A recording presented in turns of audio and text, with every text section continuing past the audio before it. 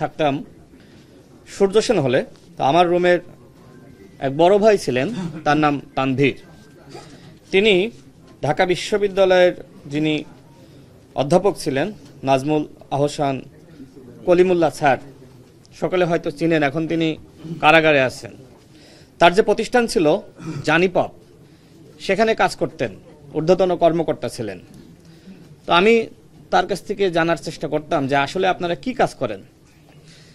তিনি আমাকে একদিন বললেন যে আসলে আমাদের কাজ বলতে নির্বাচনের সময় কিছু স্বেচ্ছাসেবক তাদেরকে ভাড়া করা এবং বিভিন্ন সেন্টারে পাঠানো, ওই দিনের জন্য 2000 বা 1500 টাকা তাদেরকে দিতে হয়, এবং সর্বশেষ শেখ হাসিনার পক্ষে আমাদেরকে রিপোর্ট করতে হয়।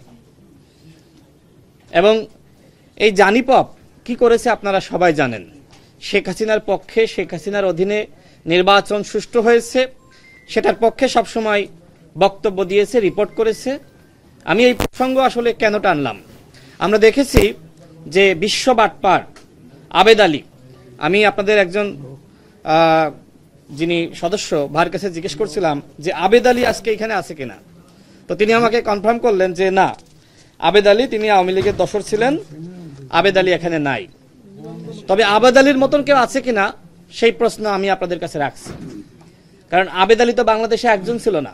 আমরা দেখেছি যে ওই সময় যে প্রতিষ্ঠানগুলো রিপোর্ট করেছে এরা অধিকাংশই ছিল আবেদ আলী। তো সেই আবেদ আলীদের মাধ্যমে কি আবার আমরা কোনো পর্যবেক্ষণ চাই না।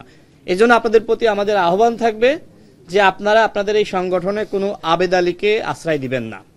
আমরা দেখেছি যে এই সর্বশেষ নির্বাচনে ইলেকশন মনিটরিং ফোরাম এবং সার্ক মানবাধিকার ফাউন্ডেশন লীগকে ফিরিয়ে আনা যায় সেই চক্রান্তে কিন্তু লিপ্ত হয়েছে। এবং এইটা শুধুমাত্র আমাদের এই দেশীয় আওয়ামী লীগের প্ল্যান না, এটা ভারতের প্ল্যান, যে স্বতন্ত্র নামে 300 আসনে আওয়ামী লীগের নেতারা নির্বাচনে অংশ নিবে এবং নির্বাচনটা বানচাল করবে।